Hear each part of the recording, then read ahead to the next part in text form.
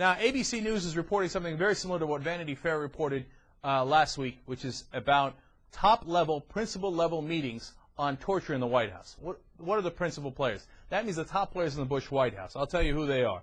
Vice President Cheney, former National Security Advisor and current Secretary of State Condoleezza Rice, Defense Secretary Don Rumsfeld, former Secretary of State Colin Powell, former CIA Director George Tenet, and former Attorney General John Ashcroft. Of course, Don Rumsfeld also former Secretary of Defense. All these people were involved in high-level meetings where they discussed the specifics of how to torture detainees. I mean, this in a normal time, in a normal administration, with a normal media, whatever that happens to be anymore, would be devastating news. Now it's just ABC News reports it, Vanity Fair reports it. Oh, okay, yeah, we great tortured people, and Cheney and Rumsfeld and Rice and Powell all signed off on it. Oh, okay, great. That's it. Well, are you going to hear any more about it? Is it going to be huge news? Is it headlines everywhere? No, barely a mention. Good job. Again, always credit where credit is due. ABC News, good job in reporting it. In fact, you got some great, devastating quotes from inside. First of all, you know what's devastating? Colin Powell. He was in the meetings. You know, we always talk about how Colin Powell, not so bad, he was against the Iraq War. Later, he wound up having objections to torture when people began to find out how bad it was, Abu Ghraib, etc.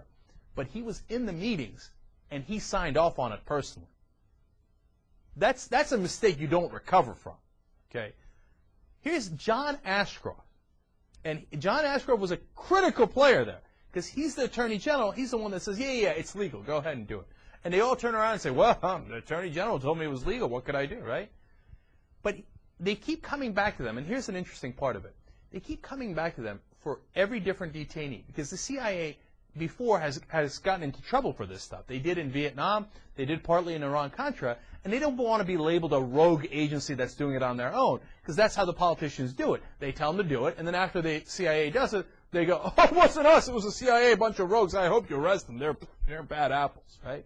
So the CIA now, on the detainee treatment, they would come back and say, all right, look, we have a new detainee, and we need permission to go ahead and do your enhanced interrogation techniques again.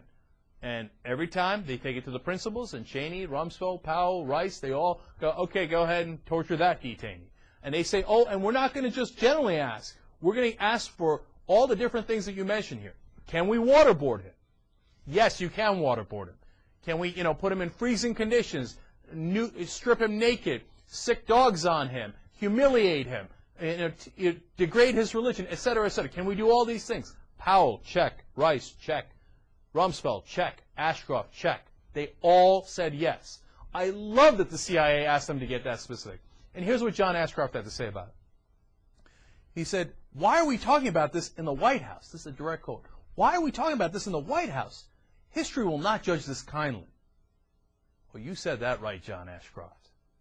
History will not judge this kindly. But the funny part is, you know why Ashcroft was saying that?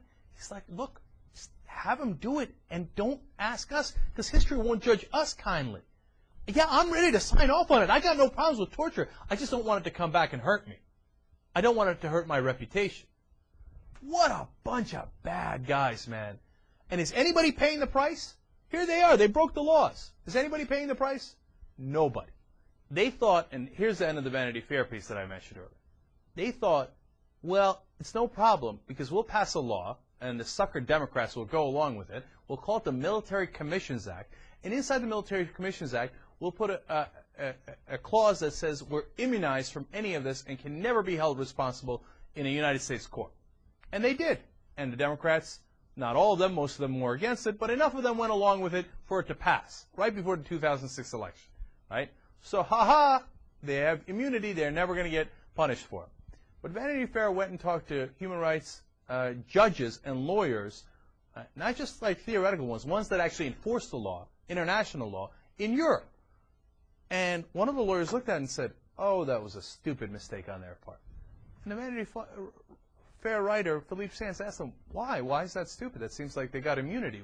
Shouldn't they be happy about that? He said, no, because this goes to show exactly what we need to prosecute them somewhere else. Because the first thing we have to prove is that they will not be prosecuted in their home country. And the Military Commissions Act guarantees that they will not be prosecuted in the United States. So if they make the mistake of going to another country where they're in clear violation of international law, they could get a tap on the shoulder and say, Mr. Rumsfeld, you're under arrest for breaking international law, breaking the Geneva Conventions, and ordering torture when it's not authorized. Now, as Philippe Sands explains in the article, you might think that's fanciful, but they don't. They've done it before. They did it to Augusto Pinochet of Chile. And it's not unprecedented. It definitely happens. It might not happen tomorrow, but they got Doug Feith, Don Rumsfeld, Bybee, you, Haynes, Jim Haynes, who was legal counsel for Don Rumsfeld, all the people, Ashcroft, all the people who signed off, Gonzalez, Rice, all the people who signed off on those torture memos. For the rest of their lives, they better be careful what country they go to, because they can get a tap on the shoulder and somebody says, you're under arrest. Which would be awesome.